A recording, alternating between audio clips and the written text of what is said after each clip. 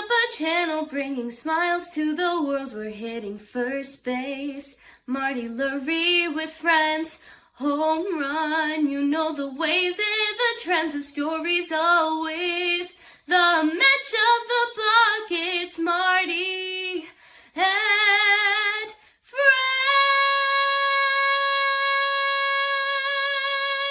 Marty and friends. All right. Thank you, Ruby. That is my granddaughter, Ruby Marmay, who gets us going every week. Nice to have everyone with us on Marty, Lurie, and Fred's Talking Baseball. Spring training is happening. The weather is getting warmer. The Giants lost today to the Rockies, 11-3, and they're 4-2 on the year. Tony V is not going undefeated, and we're moving along in spring training, and that's what it's all about. So we're glad to be with you tonight. Joining us, of course, is Eric from Sports Talk Live, right? Yep. Nice to have you. And our dear friend, when I do Marty, Lurie, and Friends, this is a friend, and he's one of the outstanding baseball writers for The Athletic, and that is at Extra Bags on Twitter. I call him Extra, and that is Andy Baggarly. Andy, nice to have you with us. Thank you. You're a mensch, Marty. Nice to be on. It's a pleasure to have you here. Well, just bringing everyone up to date today, because people like to know what's going on down here in Arizona. Wasn't the Giants' day today? The Rockies came in, hit 4 home runs, and let's go through the game a little bit today from your point of view. Yeah, in a lot of ways, you're getting your work in, right? And it started with Blade Tidwell starting the game, and which was a change because Hayden Birdsong was the guy who started the first exhibition game, and you'd think it would be Birdsong again today, but maybe a little bit of a subtle message there that it was Tidwell that went first, and Birdsong didn't pitch until the 5th, and that's really when the game got out of hand. He struggled again, and it's a concern. I mean, it's only 2 exhibition innings, but I mean, he's gotten 4 outs, and he's allowed 8 hits and a couple of homers and some walks and a wild pitch, and has looked distracted. And I thought the most interesting thing that happened today was when we talked to Tony after the game, and he didn't sugarcoat it. He could have said, hey, the ball was flying today. It's one of those Cactus League days. But he said, I did not like his body language. He can be better than this about Hayden Birdsong. So if you were wondering, this guy's used to taking college sophomores to task. Is he going to be a disciplinarian to major league players? At least for the guys who are younger and still kind of looking to establish themselves. Hayden Birdsong obviously is not Willie Adames. He's not Rafael Devers. He's not Matt Chapman. He's certainly not Logan Webb, but he's a big league player, and he got taken to task a little bit today for not having good body language on the mound. So I think we learned something about the manager, and we're going to be saying that probably after almost every game this year. But I thought today was kind of an important little shed some light on just how he's going to go about the job. Go ahead, Eric. Yeah, that's fantastic. I love the synopsis you gave there. I think he's going to be able to relate to these young guys again because that's the dynamic he's used to work with, right? Guys coming out of high school, a little bit older, so that's something that he's going to be used to dealing with. It's going to be interesting how he deals with the veterans. And again, that's a great point. And and you talk about distracted, and I think that's one of the things that we've seen with Birdsong last year and this year. Coming out of the bullpen, he was great last year. He got into the rotation. He had a couple of good starts, and then he just lost it. And then he went to the minor leagues, and he couldn't find it. And is it more of a mental thing? I mean, he's got the God-given talent in the stuff, but is there something going on maybe between the ears? And it's just it's difficult, right? We're talking about the major leagues, right? It doesn't get any better than this. So maybe there's something going on there as far as just his headspace, so to speak. Yeah, and always dangerous when you try to get in someone's head or try to figure out, what they're going through mentally. You just don't know. You don't want to make assumptions. But, we asked him about the cutter that he was throwing, and he was frustrated in the outing against Seattle last Saturday that he wasn't really throwing it for strikes. But it's a pitch that, the new coaching staff wants him to continue to work on because it's a shape that can really help his repertoire. And, he was asked, well, what makes that pitch so important? And his response was, honestly, I don't know. It's like, that's not what you want to hear. And then he then said, I'm all in on it. And the most least convincing way possible. And then, later on, he's like, my brain wants to tell me, why don't I just, work on the 3 pitches that I know are good pitches, but he knows it's going to help him. But so it sounds like he's kind of in between on where he needs to be, or his identity as a pitcher, what strengths he can lean on. And that's tough. That's when you really have to be a coach, and give some guidance to someone who isn't sure about the path they're on. And it sounds like that's pretty much where they are with him right now. So we're early in the spring. You know what? There's a lot of time. That's the best thing you can say. That's the most positive thing. Yeah. Look, I've watched a lot of baseball in my life, and you watch a guy pitch, and you can tell he doesn't have confidence in what he's throwing. And the body language is obvious. And I'm glad Tony V said something about it. We say something about it. And Tony V is not going to hide behind, the ball came out of his hand all right, and this kind of stuff. He doesn't do manager speak. We haven't seen that yet from him. He's pretty direct when we ask him a question. The Birdsong thing for me goes back to last year. He does not have command. He can't throw strikes when he wants to throw strikes. When he gets the ball over the plate, he gets lit up, and he needs to pitch in AAA. People want to, he was great out of the bullpen and he had it together, but you can't put him back in the bullpen now. There's no reason to. And so you're right, Andy. We're here, not even into March yet. And, he's got plenty of time to get it together. Let's talk about Tidwell a little bit, because he is a favorite of Tony V. Let's face it. And you talked to him quite a bit this morning about it, about Tidwell and what Tidwell brings to the table and what Tony V thinks about him. Let's talk about Tidwell today. He gave up some loud contact. He really did. But he got a lot of swings and misses. I don't know what he was throwing, but it looked like some sort of changeup. What do you think of Tidwell? Because I think he'll be on the team. Yeah, he throws that really hard sweeping slider. It's not quite like a Rob Nen slider, but it kind of, you watch the swings it generates, and it kind of reminds you a little bit of that. He's a big physical presence on the mound, and he throws everything hard. And he got, I think, 11 strikes out of 15 of those sliders and 6 whiffs. And I mean, the guys in the dugout when you get other pitchers kind of, getting a little bit bug-eyed at how a pitch is moving, it's something special. And that's what I was hearing. Those were the comments I was hearing in the clubhouse. So it's clearly a special pitch, and he's a guy who has come a long way. If you look at, his freshman year at Tennessee, he had a great year, fantastic year. And then he dealt with some shoulder stuff the next year, and maybe that's why he slid to the second round as a draft-eligible sophomore. That's where the Mets got him, but he was really looked at as a first-round talent. So this is a guy who's got the arm talent, like Birdsong. He's got the arm talent, but he looks like he's kind of equipped and determined to have a little bit of edge to it and compete with it. And it's interesting that he started and pitched 2 innings, and we were kind of led maybe to believe that he could be stretched out a little bit more. It's very enticing to think about him as a late inning weapon, but they also know that he could be pretty special. Hey, if Birdsong's not ready to be a next line of defense as a starting pitcher, they got to make sure other people are. So, then you're looking at Tidwell, you're looking at Trevor McDonald, who has had a really nice beginning of camp, throwing 97. He's got a little velo bump too. So I overall, I was talking to Patrick Bailey about this morning. I said, am I wrong to be kind of really enthused or impressed by how a lot of these guys who are, I don't want to call them young pitchers, I'll call them less established pitchers, are throwing the ball this spring? And he's like, no, it's been really impressive. And even though Carson Wisenhunt didn't have a great second inning at Milwaukee yesterday, he's looked pretty good too, and he's been throwing pretty hard. So I think, you want everyone to be healthy, but you also want people to show you a little spark at this point in the spring. And we're seeing a lot of that. Well, it's unusual to have a club that has so many areas of competition in the bullpen. Usually you have 1 or 2 spots, the 25th guy, 26th guy on the roster. But this one, boy, the bullpen is just wide open. We had Bivens on, I do those little 4 or 5 minute vignettes in the morning. I had Bivens on today, and he pitched today. And like he said, my stuff's not great, but I get outs. Mm-hmm. And he's old enough where you can put him in a situation and he knows what he's doing. But I like McDonald.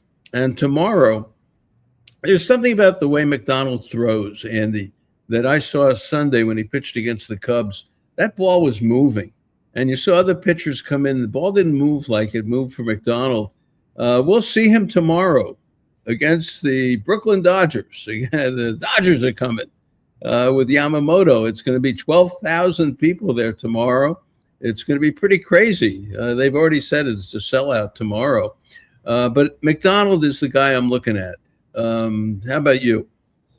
Yeah, his sinker is really a good pitch. It's got a lot of depth. They call it a bowling ball sinker.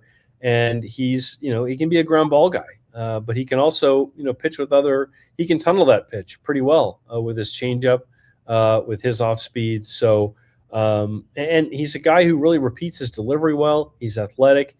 He's also got that kind of Landon Root kind of personality. Exactly. Yeah. You don't have to be. All kinds of people are become good major league pitchers. All kinds of people, all kinds of different personalities can work, but. In the case of the guys who just sort of seem like they're Ryan Vogelsong types, where they just won't give in, those guys really seem like they have more success, or they kind of overperform even what their tools and abilities are. And you get that sense with those two guys. And I don't know if you saw, it's got a little dark in here. That's because these are motion lights that go off, so I have to wave my arms around. You look great. No, it's great. I have to back on. I'm gonna have to probably do that again in 10 minutes, just so you know. No, it's perfect. In fact, the background is. Did we create that background, Eric, or is that Andy? No, that's Andy. That's 2014. Wow, very nice, very good. Yeah, what I like about this kid McDonald is his attitude. He's got that Roop attitude. There's that little, and Tidwell has it too. Look, Tidwell grew up 90 miles or something like that, an hour and a half from the interstate. And Ryan Weathers, the former pitcher, or the pitcher Ryan Weathers, the kid, and the dad, David Weathers, that was his high school coach, and taught Tidwell, really about the game. So he's got that little side to him. And McDonald, I talked to him about frogging. He loves to catch frogs, and eat them, but he does cook them first. I said, at least you cook them, right? So, he's got a little bit of that in him. And after those guys show up, that they all have lockers next to each other, and after they show up, it's like a boot barn outlet. You swear that you could go in there and buy yourself a nice pair of shit kickers, or what? Can I say that on our Marty, Larry, and friends? Yeah, absolutely. Anything you want. Yeah. So yeah, it's kind of funny. There's a very country theme there, but they all get along really well. They all come in at the same time, and the competition seems to be really spirited. Yeah. What do you think about Brewbaker? How does he fit into this thing? Again, we're 2 weeks away from trying to construct a roster like we always do at the end of spring training. Where does Brewbaker fit into this thing? Well, if you look at a lot of times when you're trying to figure out an opening day roster, you're kind of looking at, who are the people with guaranteed contracts, who are the people who are out of options. It's all the contractual stuff because teams want to hang on to as much inventory as they can. So if you look at Brewbaker, he's one guy that they did tender a contract to, and they came to terms with in arbitration. So he does have a guaranteed salary. They could cut him and pay him termination pay, but you wouldn't go to those lengths if you didn't plan on him being part of that group. So after probably Ryan Walker and Eric Miller, so long as his back is okay and he gets on the mound and looks okay, then Brewbaker is probably the next guy that you would think has a spot locked down just because of where the contract is and he's out of options.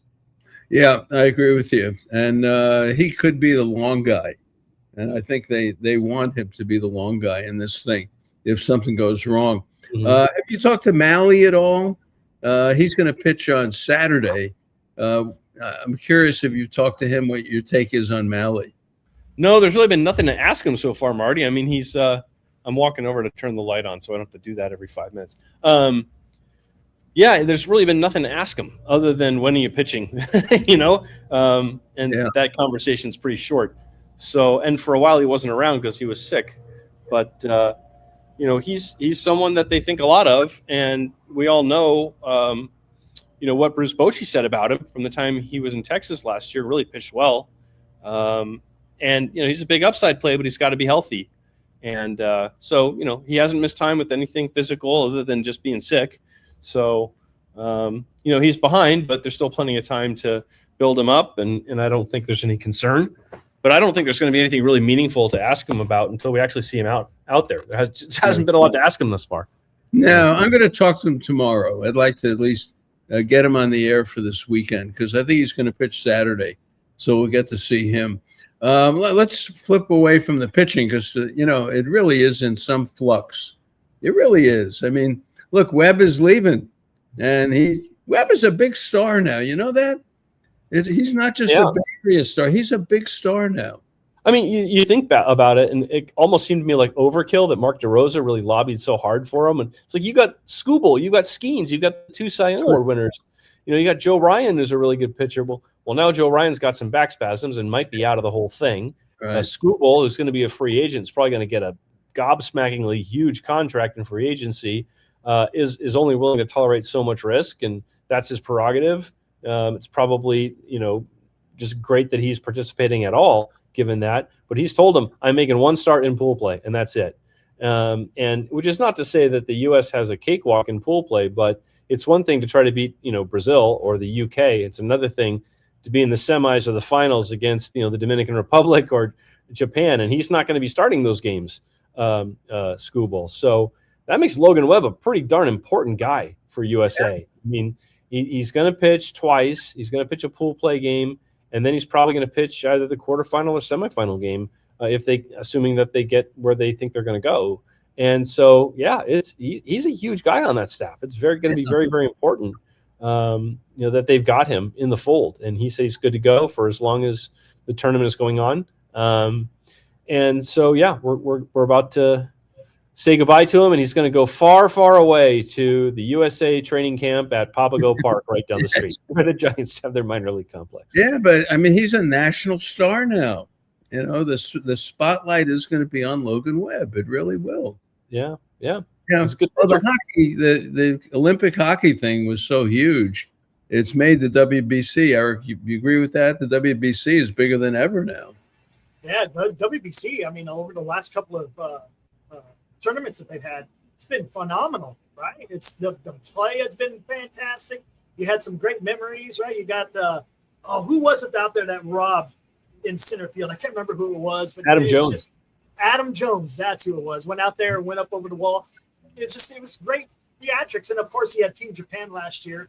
I think it was what was it, Otani versus Trout? I mean, that was just. That is just great. It's great. It's a souped-up all-star game to a certain extent. So I love watching the WBC. Let's get a question, Eric. We got a question here. There you go. Bake that dough. Donates $2. What's up, Aaron? He says, "Who's the DH if Bryce or Gerard don't make the squad?" All right, Andy. I'll let you deal with that. Well, it's a really good question. Who's the DH if Bryce and Gerard don't make the squad?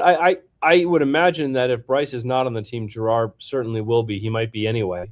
But, you want to try to have some balance. I don't think they're going to be super platoony in their lineup, but, they're going to have to look at what kind of left-handed bats they have. And it could be Devers DHing, and you put somebody else at first base. I know Luis Arraez is here to be a second baseman, but there could be days where it makes sense for him to DH. And it's going to be really interesting to see, how they put together this bench because, that they need a backup catcher, whether that's Haas or Susak. I think they're really enticed by Jesus Dominguez and what he could do. If you have him on the roster and he can play even second base or the outfield and catch a little bit, you might not even need him to catch. But the fact he can catch means if you have a backup catcher whose bat you want to use, you can use it. You can pinch hit with them and not feel like your cupboard's bare in fifth or sixth inning or what have you. So that could be interesting, but I don't know if he's necessarily going to be a favorite to break camp on the team, but it's certainly something they're thinking about. And you got Koss, you've got Schmidt; those are right-handed hitters. So what do they do? How do they get more lefty on that bench? They've got Will Brennan here that they traded for. You've got Drew Gilbert, of course. And you've got Grant McCray. And Grant McCray, I think, is past the point of really being seen as a prospect, but he's somebody who's got some tools that really work off the bench. Yeah. The speed, the defense. He's very fearless base stealer. I think they like that attitude. on this team. He just has trouble making consistent contact. So, maybe they'd want Gilbert to go down and play every day. I'm kind of talking around this question because I'm not sure what they would do at DH. Let's look at the bench. I mean, there's only 4 bench guys, assuming we have a DH in there.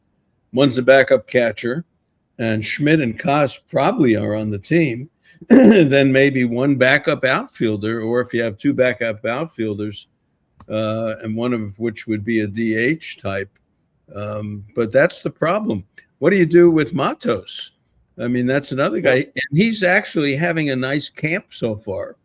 Yeah, hit a home run the other day in Milwaukee. He's out of options, and the thing is, when you're out of options, the whole league knows you're out of options. So, anytime you think, well, they can trade him and get something for him, it's when every other team knows you have to make a move with this player, and if you don't have space to carry him, they're not going to fall over themselves giving you, all kinds of jewels from their minor league system. I mean, we saw that with Joey Bart. You just don't get a lot back. That's just the way of the world. So it may be the end of the line for Luis Matos, but there's so much that can happen. There's still almost a month to go till opening day. Guys get hurt. Things happen that are unforeseen. I think if you're Luis Matos, you just want to have a good camp and show that you're locked in with your swing, show that you can play all 3 outfield positions. And if there's not room for you in San Francisco, then, there'll probably be room for him someplace else. Yeah, I think there's a real shot at Will Brennan getting on this team. We got to see more of him. But I think they know that Gilbert's not ready to just walk into the major leagues. He's not a hitter yet. Will Brennan has a little bit of history being a hitter for Cleveland. He did all right. I think there's a real shot of him getting on this team instead of Gilbert. I could see that. So too. Or like I said, McRae. If you see Gilbert as a prospect, you can keep developing. You want him to play every day. Yeah, Brennan has an option also. He does. Yeah, they're pretty good in terms of who has options. There aren't very many people who are just completely out of options. You've got Gerard, you've got Luis Matos. We've already mentioned Brewbaker, and those are it out of the people who really are kind of, are they on the team? Are they not on the team? So. That really does help that they don't have to make tough calls on some of these other players. Eric, Andy and I are down here, obviously, and we get to watch Infield all the time. They look pretty slick in the infield. The infield defense. Now, today they kicked it around a little bit, around a double play and things like that. But they look like they're a better defensive team than I thought. And you get Chapman. Adames really is playing much better than he played in the beginning of last year. Arise is okay, and you got Schmidt backing him up. But Andy Devers to me looks like a first baseman. He's made some really nice plays early in camp. I mean, even the triple play that they executed, he cuts it. He makes a good play to cut it. And by the way, Arise made a nice play on a ball over his head to snag it off a one bounce and heave it in. Don't look to see where the runners are. Just get it in. And he did the right thing. And then Devers had the cut, and he's listening to his catcher. He's listening to his pitcher. They're saying 2-2-2. He immediately went 2, made a perfect throw. Seiya Suzuki was a little bang at second base. Adames put down a good tag. And then Willie did the right thing. He sees 2 runners at third base. He didn't throw the ball. He ran it over there. That's what you're supposed to do. And then they tell you this, just to be safe, tag both guys in case you don't know who the trail runner is or which one's going to be out. It would be the trail runner. And he tagged them both. And then the umpire called Alex Bregman out and Matt Shaw safe. And then Matt Shaw decided he'd go for a stroll for some weird reason. And then Matt Chapman is like, oh, okay, I'll tag you out too. Everybody did the perfectly coached, perfect thing on that play. It wasn't just a weird triple play. It was an incredibly well-executed triple play. And, that's the sense I've gotten from watching a lot of the work here in camp, whether it's when they do live BPs. Used to be there'd just be a couple guys shagging in the outfield. They've got the whole team on the field, at all the defensive positions. So you'd always have hitters saying, oh, that one would have been a single. Well, now we know if it got through or not because the shortstop actually can make a play on it. So it makes it a little more real, a little more competitive. It's been fun to watch Jace Tingler. He's got for a guy who's not very big, he's got a booming voice. And he'll shout out the different situations, as he's hitting ground balls and throwing to bases. And, they actually botched a rundown today, which they worked on all morning. But just watching the work, it's been good. It's been crisp, and I kind of wondered, what's this camp going to look like with a manager who's never run a spring training before? Yeah. And I think it's a real credit, especially to Alex Berg. This is a guy who deserves a shout out. He's their field coordinator and catching coordinator. We know how much he's worked with Patrick Bailey over the years. He, more than anybody, really designed spring training. The Giants even did a nice video with him where he holds up the schedule, the daily schedule, and explains what it's all about, which was fun to listen to if you look that one up. So, I see a lot of kind of just crisp play and crisp work. And it seems like everyone's very professional and very kind of, there's a point to everything they're doing. You can tell it's very intentional. Yeah. Wash is good too. Wash is right there. Tony now is participating, hitting grounders in infield. He's got Woe there next to him. So there's some pros. And Tingler, to me, is the de facto manager during the game. He's got to help Tony during the game a lot. And so that's why he's here, and Tony trusts him. But that'll be interesting to see that dynamic. The third base coach today made a bad mistake, and he got a guy thrown out at the plate. And look, that's going to happen. But as Woe has taught us over these 15, 16 years we've done the show every Sunday, you got to look at the situation. How many out are there? Who's coming up? What's the score? There's all this stuff that goes into the decision whether to send it. And the Giants were down, I think, 6-2 at that point. Runner on second, hit to right, nobody out. And he tried to jam the guy in there, and he was thrown out from right field. And that was the end of the play. So I think that's, to me, it was a red flag a little bit. You don't do that. I know the dynamics that Woe taught me, and he went against the dynamics today. I would agree with everything if this is a regular season game. I think they're here to learn. The coaches are here to learn too. Hector Borg is here to learn what his base runners are capable of. The next time he sends that guy, he wants to know how tight a turn do they make around third base. So I almost think you learn more through failure on this stage. But I agree with you with the situation on the scoreboard, the situation with how many outs there were. That would be an easy hold. But whether it's guys challenging pitches or on the new ABS system or sending guys, or you want to find out what's that arm like out there. Well, if we can force them to make a relay to the plate, we'll find out a little something about if they can execute that play. Because next time at Coors Field, we're going to want to know that. So I don't really see it as a red flag, maybe as much as you do, but because you want to be aggressive in spring training. Well, I'm generally right about this. You're generally right. So it's worth watching now. It's worth watching just to see how he handles the stuff at third. But we'll see what happens there. I agree with you, though, and a lot of the comments are going along with where we're talking about. They look like a better team, 1 through 9 offensively. Now, the big question for me, and someone asked me this today, if you have Arise lead off, if that's where you go, who hits second? Because they don't like to go lefty-lefty. They like to break it up. And Devers was hitting second. Do you put Adames hitting second and Devers third? Where do they go with this thing? It's really a great question. I think that, we've asked Tony that a couple times. I try not to make too big a deal out of the lineup because it really doesn't make that huge of an impact. And it changes so much. Even the best teams will use over 100 different lineups over the course of a season. But where you put Luis Arise, I think, is a really interesting question because they could bat him almost anywhere. And if you talk to Hunter Mentz, that's Mentz with an M, the hitting coach, he likes to have guys who are high contact guys come up in situations where they can knock in runs because then their hits can, do something more productive than set the table. And so maybe they would even look at Luis Arise as someone they could stick in between some power hitters. Or I like getting someone fast in front of him because then you can use his skills. Yeah, you could do that. Maybe you could use those skills to put some runners in motion.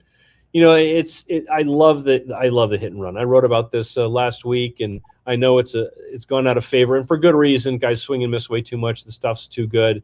But when you got two guys in your lineup who have a whiff rate of 3% and 6% in Arise and Jung Hoo Lee, I do think it opens up some opportunities for you because they want to be aggressive on the bases. They want to take the action to the other teams. So it'll be kind of interesting to see if that's something that they employ.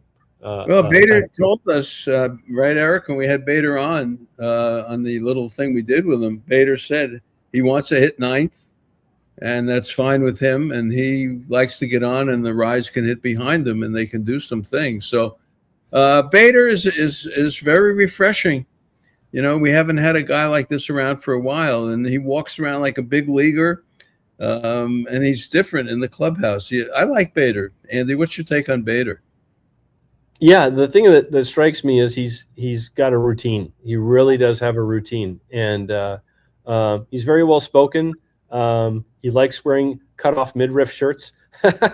When he's he had one that said Bader Tots on it today because they gave away they sold the tater tots, the Bader Tots last year in Philadelphia. He's got a lot of personality. He literally wears it on his sleeve. You know, with the lavender he's got. It's like his personal color. But he's someone he's very no nonsense, even though you might think he's a goofy guy just based on the fact he'll wear the different colors or whatever. You ask him a question about something that's a little nonsensical, like him putting a dent in the food truck the other day, and he's not really gonna like yuck it up with you. You know, he's not all about that. He's pretty much all business. He's a very, very serious, very determined guy. Going to play for Team Israel here. He's going to leave next week. And he attacks the baseball with his swing. He really does. He's just got to stay healthy. That's been the one big knock on him. So, the Giants are going to hope they get a healthy guy back from the WBC, and they think he's going to make a big impact in center field. Yeah, 1 through 9 is fun. I like it. I do. Even Jung Hoo Lee, we don't even talk about him. Last year, we talked about him every 10 seconds. It was Jung Hoo Lee this, Jung Hoo Lee that. Right now, you don't even think about them, and because they got a lot of players right now. Let's let Andy go, and I appreciate you being with us tonight. Yeah, they're turning out the lights on me, literally, in the press box. Reaver San Martin today gave up the ball was flying today. It really was. It was flying out of there. Does he have a shot to make this team, you think? Well, you know, Marty, you can't spell reliever without Reaver. I know. He's a good kid from Columbia, yeah. The country. He looks just like Jimmy Butler. He literally looks just like Jimmy Butler. He could be a stunt double. Maybe not as tall, but very nice guy. Good energy, very friendly. He is going to represent Columbia in the WBC, the fight in Renterias. So good luck to him there. And he was a waiver claim. They certainly like him. He's someone who has an option, so I think that's valuable. And he's lefty. You can never have enough lefties, as they say. They still have Matt Gage. They obviously have Eric Miller. Sam Hentges is not going to be ready to start the season. Doesn't look like they haven't said that, but you don't have to read between the lines here to figure that one out. They're going to bring him along slowly from his knee and his shoulder things. San Martin could be a guy, especially as they're waiting for Hentges to be a factor that we see. I think we're going to see a lot of pitchers. They're going to use a lot of pitchers this year. We know Buster Posey does not like to cycle through a lot of players. He doesn't like to make a lot of roster moves for the sake of making moves. I think he prefers a team that's got a little more, just doesn't have as much moving parts, more consistency from day to day. But, they're going to have to read and react as these pitchers either look dialed in or don't look dialed in. And the fact that so many have options, I think, is going to help them to kind of go with the hot hand. Good question here. Is Miller healthy? He's dealing with a little lower back tightness. It's not considered major. I think they backed off him just as a precaution. But that's why you haven't seen him in a game yet. But I think he's getting close. Okay. All right, Andy, thank you so much for doing this. I really appreciate it. You can read Extra Bags as part of The Athletic. Does a great job. Are you head of the chapter this year? Yes, I have all of the authority vested in me. I'm the Bay Area BBWAA chapter chair this year. for the first time since 2007. That was the last time I was chapter Really? 3. God. Yeah, we're very egalitarian. We pass it along. We don't have the same guy or gal doing it every year. So try to give everybody a turn. And everyone was like, when's the last time you did it? And I'm like, I think it's been almost 2 decades. So it's like, okay, your turn's up. So Nice. I get to do it. The cool thing about when I did it last time, it was 2007, and we had the All-Star game in San Francisco. So I got to be official scorer for the All-Star game. So I got to lean in the microphone in the press box when Ichiro hit his inside the park homer and tell everybody that it had indeed been scored an inside the park homer. Only when we could score it, but still, it wasn't official until I said it. So that's a cool little memory for me. But yeah, there's not a whole lot goes into it, Marty. Just, listen to any complaints anyone has about access, or make sure press box seating is fine, and make sure that the drinks are flowing at our annual lunch, and that's basically the only important stuff that comes to the job. And you also assign the categories that people vote for, which is important too. Yeah, and one thing that's kind of fun is one of those categories is new. We have a Reliever of the Year award, which was something that I proposed a couple of years back. It took a while, had to go through a committee, which I served on, and then it passed pretty overwhelmingly among our membership to add that award, which I'm real happy about, because I think that relievers are an important part of the game, and it's pretty obvious reliever is not going to win Cy Young again because people look at WAR, they look at value generation, and relievers just, even having an iconic season, a reliever can't compete with a starter in terms of generating WAR and such. So thought it was important that they have their own category, and now they do, and I get to decide which of our members vote for it, and I might pick myself. I might pick myself to vote for the first one. Why not? All right, very good, Andy. Thanks. Always a pleasure. Really, you know that I enjoyed talking with you. It's been a pleasure, and you're very supportive of everything I do, and I appreciate it. Well, thank you, Marty. Thanks, Eric. I enjoyed it, guys, and have a good rest of your night. All right, we'll see you tomorrow for the Dodgers. All right, thanks, Andy. Take care. All right, that is Andy Baggarly. Yeah, tomorrow's the Dodgers. Come on, Eric. That's right. Yeah, it begins, right? The rivalry continues. I'm talking to Tony V in the morning tomorrow. It's his first giant Dodger game. Yeah, it is. No, it's not Tennessee, Alabama. It's not Missouri, Kansas. Yeah, this is whoa, almost got in a fight with Kershaw. I remember that. Remember that in spring training. So, this, in fact, I got to talk to Woe tomorrow. He's leaving for the WBC, where he's a bench coach for Italy. So I'm going to have to talk to him tomorrow for the Sunday show. But good questions. Any new AAA players make the team? We've talked about that. Philip has put a lot of good comments on tonight. Philip, thank you for yes. But let's take a break, and I'll answer that when we come back. We've talked a lot about players on the bubble on this team. I want to take a look at let's go through the bullpen, Eric, and show me the righty, show me the lefty. Who are the solids who are going to be in this bullpen? And if the season started today, who's the closer? I mean, seriously. That's a $64,000 question, Marty. Yeah, I got an answer, but let's take a break. We'll come back and answer that right after this. Sounds good. Fans, it's great to have Rick Robin back with us. He is the Contractor of the Year in Napa for the second year in a row, and of course specializing in home projects. And what makes it special is you get it done and you remain friends with your clients afterwards, because it is never simple getting home repairs. But how do you do it? Well, it's a pretty simple process. You call in to speak to Tammy. I come out the very next day, and if you like the estimate, we take you down to our showroom, meet our designer. She puts everything together, sends you color rendering so you know exactly what your product's going to look like, and as soon as the material's in the warehouse, we start. There's a second part of what you're doing now, and that's home inspections. Everyone in real estate, you buy or sell a home, you need a home inspection. You're doing that, and plus, if there's work to be done, you can do it for them. Yeah, we come out and do your home inspection that day, send you a detailed copy, and then also I put my contractor's hat on and write you a detailed estimate of what the work will cost. Well, I love it. Rick Robin, Robben. Rick, how does someone get in touch with you? You call Tammy at 707-332-7575, 7 days a week. Hello again, Marty Lurie here to talk about my good friends at Georgie Brothers, the largest family-owned furniture store in the entire Bay Area. Right now through March 16th, there's an amazing sale in the Stressless Gallery at Georgie Brothers. You can save 10% on almost any stressless furniture like sofas, chairs, and recliners. And now on display for the first time is the brand new Atom recliner, which has a $600 savings. Also, for the first time, you can see the stressless dining chairs. Wow. And save $50 per chair during the sale. I personally own stressless furniture, and I will tell you again, it's the most comfortable seat in my house. Visit them at georgiebrothers.com. That's GIORGIBROS.com. Or even better, visit their 50,000 square foot showroom in South San Francisco. All right. Eric, thank you for putting that together. And Rick Robin was here for the weekend. We had him here, and the guy is really solid. I know you're doing some work in your home tonight. Oh, yeah. But believe me, Rick Robin Construction is huge.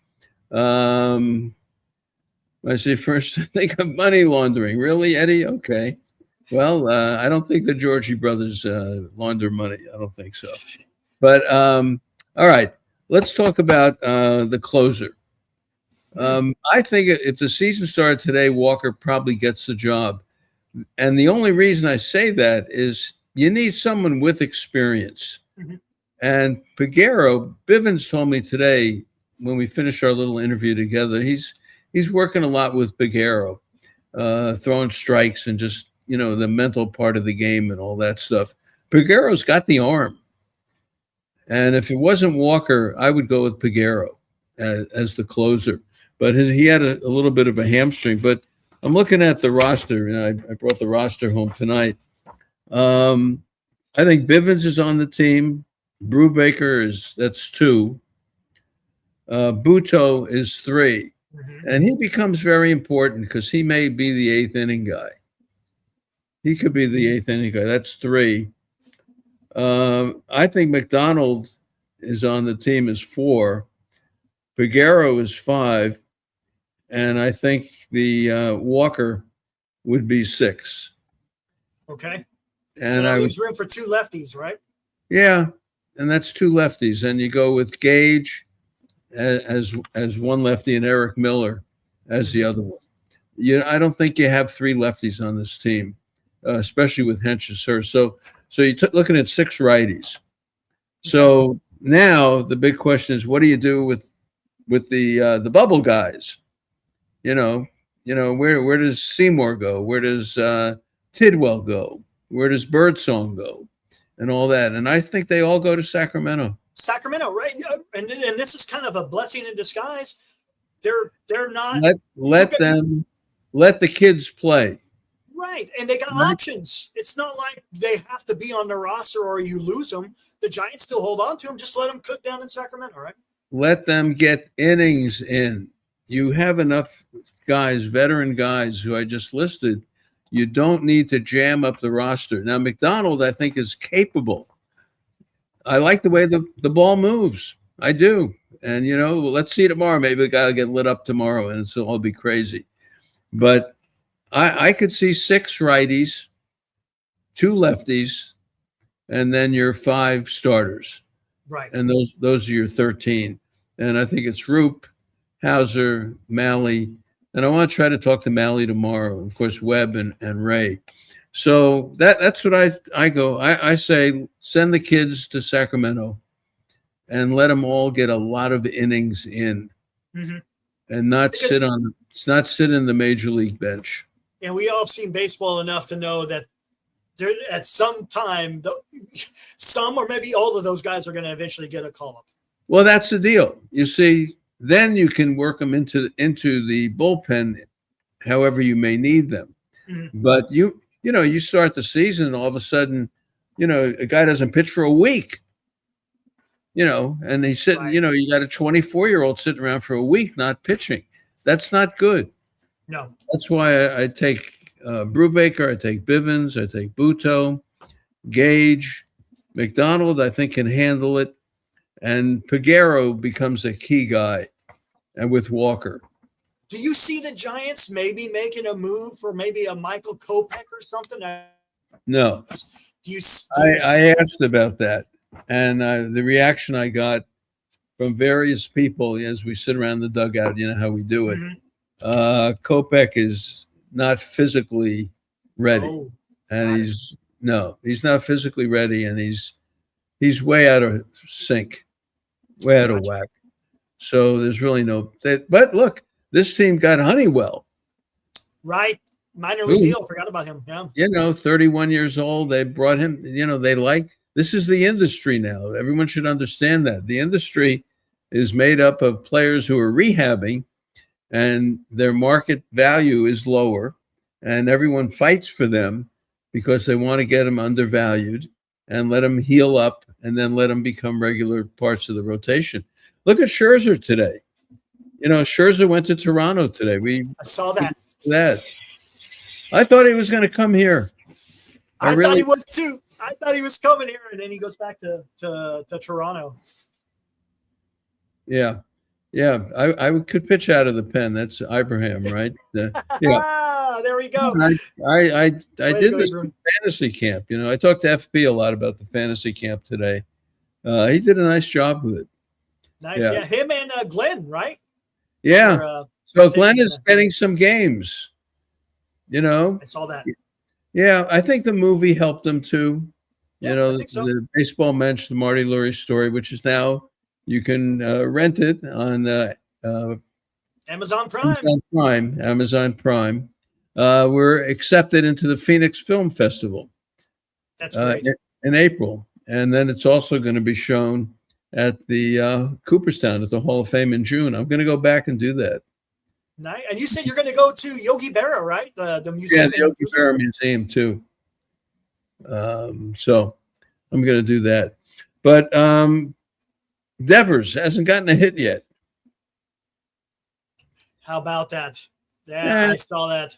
I don't worry about it. I mean, it's spring training. Eldridge reminds me of Richie Sexton. When he connects, boy, boom. And that Barracoto, remember I mentioned this guy to Tony on Sunday, or I mentioned, and I think he hit a home run on Monday. This kid, when the ball jumps off his bat, minor league outfielder. But Eldridge, it's going to be interesting to see what happens with him. I'd play the heck out of him. Yeah, I was surprised they gave him like a couple of days off before he had another game. I'd play the heck out of him. I tell you, I swear. I mean, Devers will be ready. Look, he's 0 for 8, and, gets that high pitch away. He will chase it. He almost knocked one out today. Hit a fly ball to right. As I said, when this guy hits a fly ball to right, you better not give up on it because it's going to go 420 feet. But I play Eldridge every day. I got to see the guy play. Why do you think they're taking their time with them? Is it? It's early in spring. Yeah, true, it is early. I mean, it's it's early. Yeah, and who knows? His wrist may hurt. You never know what he's coming back from. Team Big V says Will Brennan was a good pickup. I think he was. I think he can run. He can play all the outfield positions. I think he's okay. Yep. Yeah, I think he's got it. Well, look, let's see what he does for the whole month. Right. Drew Gilbert is another guy that needs playing time. Right. But Bader on this team, I'd let him play every day. Why ever take Bader out of the lineup unless his platoon splits are that dramatic? Mm-hmm. I'd let Bader play all the time. So how they do this outfield, what happens with Matos and Encarnacion, probably just because of the sheer power from the right side, other than Schmidt and Koss, who's on the bench from the right side. If you need the long ball late in the game, where are you going? Or even the clutch. I mean, if you think about it last year, Wilmer Flores, right, coming off the bench was pretty decent. Granted, his last couple of years was as great as it was in years past. But this guy's not signed. How come Wilmer Flores isn't signed? What about that? And how about Rhys Hoskins had to sign a minor league deal for the Guardians? Eric, a good comment from Left on Base too often. Yeah, I'm very Explain why you're not looking. It's not like the government is at your door here. You're having work done in your house, right? Yeah, I am. Yeah, and you were exactly. very concerned about the noise tonight. I told you, don't worry about it. That's why we're on YouTube, and that's why we do this. It doesn't matter. That is true. But it is true. funny that he knows that I tell you, man, the chat, they're on it. They don't miss a thing. You are looking over your shoulder like someone's going to break, like someone's chasing you, or something like that. Yeah. Oh my gosh. Koss needs to be on the team. Yeah, I like Koss. He can handle the bat. And Casey Schmidt, don't you have to have both of them? I would think you got to have both of them. Absolutely, you got to have both of them. Yeah. So put Eldridge as the DH with Devers. So that's your 9. Mm-hmm. And Encarnacion or Matos as a right. You need a right-handed outfielder. You do. So who's going to be your 2 backup infielders and your catcher. And then what do you get? Well, you're only getting one more guy, right? And that's it. Yeah, that's it. You got to have solid. When you run with an 8-man pin, that you lose that extra bench spot. So, that's kind of where the Giants are. And it looks like Encarnacion or Matos, maybe one of them is probably going to be, unfortunately, gone off the team. Yeah. Who would you keep? All right, that's a good question. Ask the chat here. Who would you keep? Encarnacion or Matos? Let's take a break. Sure. Eddie F9254 has already said something. All right. Yeah, but who would you take? Who would make the team? Encarnacion or Matos? There you go, chat. So think about it. Encarnacion or Matos. We'll be right back. Right after this. Good question. Gene Bagato checked in from Bodega Bay, and he said that despite the recent inclement weather, it's still beautiful up there on the Sonoma coast. Down at the wharf, the Tides restaurant, in addition to its great New England clam chowder and fried calamari, is proudly featuring locally caught Dungeness crab, delivered to the Tides by the great Bodega Bay fishing fleet. And the same crab is also available for purchase in the fish market, along with a great selection of Sonoma Coast wines. If you're looking for an extended getaway just across Highway 1, the fabulous Inn at the Tides with its large, comfortable rooms, all with great views, along with the popular Bayview restaurant, provides the perfect place to relax and enjoy oneself. So if you're looking for a winter escape, not far from the Bay Area, look no further than the Tides Wharf and the Inn at the Tides in scenic Bodega Bay. Fans, joining us is Grant Power, President and CEO of Nations. Grant, last year we talked about the amazing breakfast at Nations. I'm going to ask you this. What's your favorite lunch? I'm pretty split. I guess I'm kind of like a pitcher who has 2 favorite pitches they like leaning on. I'd say half the time I do the hamburger and half the time I do the wild salmon burger. It really depends on which protein you want. We love our beef supplier in Northern California. We've been with them for decades. We test our beef all the time. We sell ocean-caught wild salmon. Friends don't let friends eat farm salmon. It's absolutely delicious. To mix it up, I guess it's like a pitcher who has a 2-seamer and a 4-seamer, or maybe a 4-seamer and a cutter. I actually go grilled onions on my hamburger half the time and raw onions the other half. Today at lunch, I got the French fries, but half the time I get the onion rings, and I had a wonderful slice of pecan pie. There's something for everybody, whether you like hot dogs or grilled cheese. It's really up to the individual what mood they're in, but my go-to is either the beef with the hamburger or the wild salmon, which is absolutely delicious. Wow. I love it. Grant Power, President, CEO of Nations. Grant, thanks so much. Pleasure being on. Well, we have Nations at Fisherman's Wharf now. You're seeing El Grove place, and there's 4 of them in Texas now too. So, good question, huh? Good question.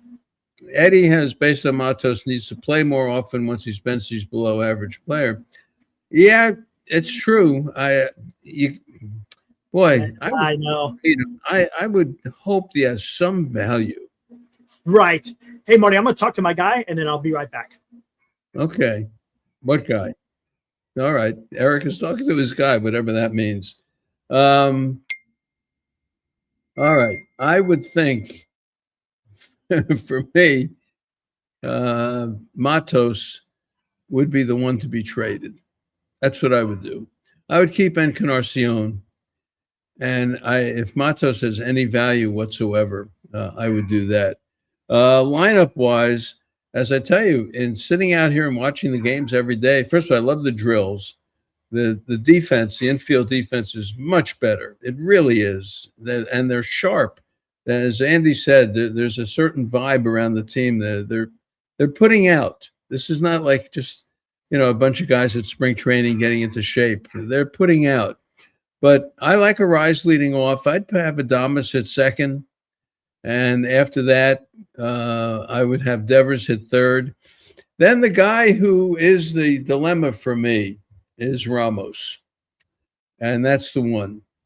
I would deal with Ramos. I'd give him a shot in the number 4 spot. I would. Chapman hit a long home run today. Maybe Chapman's due for a consistent season. The inconsistency is the problem. But I'd have Ramos 4th behind Devers. And then I'd start him with the Jung-Ho Lee, Chapman stuff. And then I say it again, in spring training down here, I think Eldridge should play every day. I think that I want to see this guy's bat every single day, or at least 5 times a week, whatever it is. I'd like to see that. So I'd have him after Jung-Ho Lee, then Chapman, then Eldridge, then Bailey, and then Bader at that point. And I think Bader said it to me. I mean, Bader says he'd like to hit 9th. Then on the bench, you've got Schmidt, who could go in for defense at second base for Arise. As much as Arise is, hustling and having a good camp, and Wash works with him, he is an older player. And as a second baseman, this is not, to coin a phrase, the Bill Mazeroski, the great second baseman. It's not Roberto Alomar. He is an average second baseman. So you need Schmidt. And then Koss is really the only backup shortstop you have, but Adames never comes out. So maybe there's something that happen in the Koss-Schmidt area. I mean, that's something to look at. Catching-wise, I had Susak on. I do those little vignettes before the team takes the field. We go in like 7:30 in the morning, so I go in the back porch back there and with the cell phone, take 4 or 5 minutes and put it out on Twitter. And I had Susak on this week. Susak was a number 1 pick of the A's, but the A's ended up with so many catchers that they couldn't use him, and they exposed him to the draft. But as he said in the little interview I did with him, he's worked his way up to AAA last year. They won the PCL championship. It's a big kid. And this is Andrew Susak. So we'll see what happens. There's Eric. We'll see what happens with Susak. Haas, I think, is destined for AAA. I mean, they paid a fee to get Susak, and they traded for him as well, and gave up something for him. So I don't see them just giving Susak away. So I think he gets on the team. But we're just kicking around. So my idea was Matos gets traded. That sounds right. Right. He's young. Another club can do. Yeah, he could help somebody. Absolutely. And on this team, he's kind of jammed up. You got Ramos, and you got Jung-Ho Lee, long-term contract. Bader, Matos doesn't look like a center fielder. Where are you going to put him? And that's a great point, Mark, because as soon as we went out there, I'm talking about the Giants, as soon as they went out there and got Bader, the writing was kind of on the wall. There's only so many roster spots, especially for the outfield. And being that Matos didn't have any options left, it was kind of almost a foregone conclusion that he was probably going to be the guy that's going to be the odd man out. And then I think you talked about it, right? You wanted that right-handed bat that has a little bit more pop. And Encarnacion has more pop than Matos. You got to have somebody who can come off the bench and scare you. They bring in a lefty reliever, and you've got that righty on the bench, and this is Wilmer Flores. Yeah. Why is it? I mean, look, I'd rather have Wilmer Flores back. I'm going to tell you honestly, I'd rather have him back. coming There off you the go. bench. I You're trying to get in the good graces of Rick. I mean it. No. I'd rather have Boomer Yes. back because he was a force. Can Encarnacion be that kind of force from the right side? You need it. Mhm. When Flores, we knew it. When Flores came off the bench, he gave you that deep at bat. If he got an 8 or 9 pitch at bat, he could hurt you. Yes, absolutely. That's the all right. value that he brought. So, all right, but that's enough for tonight. We've covered everything. So I like doing this at least once a week. Yeah, this is great. Well, I'll be on Sunday, 10 a.m., and will be on with me. Bruce Jenkins will be on with me. Mhm. We'll see who else is available. I'd like to have Malley on with me or Webb. This week. I'd like to get one of the pitchers on with me this weekend. So we'll see. And then maybe Glenn if Glenn's around. I know FP's in town too. So we'll get the show for Sunday. That'd be 10 a.m. But tomorrow it's the Dodgers. It's Yamamoto. I mean, they told me today 12,000 tomorrow. So we got Yamamoto and the Dodgers coming in, and Robbie Ray on this side. But Trevor McDonald pitches tomorrow. So, so summing it up for tonight, what did we figure out? Eldridge should play more often. Get this guy at bats. Guys, see if he can give him at bats. Unless there's something wrong with him, this guy should be in just about all the time. All the time. And the other thing is, on the bullpen side, I think going through those names, I would use those guys and send the kids down to Sacramento and let them pitch. Correct. But McDonald, we'll see tomorrow against the Dodgers. And just watch. I hope he pitches well. I do. And just watch the way that ball moves. There's just something about it. He's got the angle that he throws or something like that. So that's it. Eric, Sunday, you will not be on our show Sunday. No. That's KMBR. Yeah, that's on KMBR. All right, so that's it. Anything else, Eric? Let's give some thanks to Aaron, Bake That Dough, donated $2, and then Philip Reitz. Not only did he donate $1.50 for a sticker, he became a new member. So, very nice. Yeah, we got some new subscribers. Yes, I saw that. Yeah. I like when you cut up little parts of the show and put it out there. It's fun. I like doing that. The little shorts, those are fantastic. A minute or two. Mm-hmm. Yeah, you're doing a great job with that. Thank you. Yamamoto's last start, then he headed to Japan for the WBC. Okay, That's from RJM 0021. All right, good. All right, great. Hey, the 4-2. Tony V is still hanging in there. He's fun. I like him, and I want to give him a chance. Yeah, give him a chance. Yeah, and to succeed, and I think it's important for the. All right, Art Carino and 5. Thank you. Appreciate that, Rosemont. Yeah. Look, we have fun with this thing. This is all new stuff. It is. And I can't wait for the season to start. You'll be on with me. We'll do maybe those post games. Sure. Henry Kruger. Yeah. As soon as the game ends, there we are. Yep. It's like the Manning cast. That thing. So there's a lot ahead. But look, it's early. They've only played 6 games. Yeah. And the one thing that I talked about tonight, the things I think we came to some conclusion on. The other is let Tony V be. Yeah. Let him be. Hey, long as and I said this on my show, as long as he's painting on the wall, right, where you just don't even pay it, you just let him go about his business, take care of this club, prepare it for the season, and let's go. That's where we need to be. See where it goes. All right. Everyone have a good night, and we'll see you next week. Thanks, Eric. All right. Take care, guys. See ya. All right.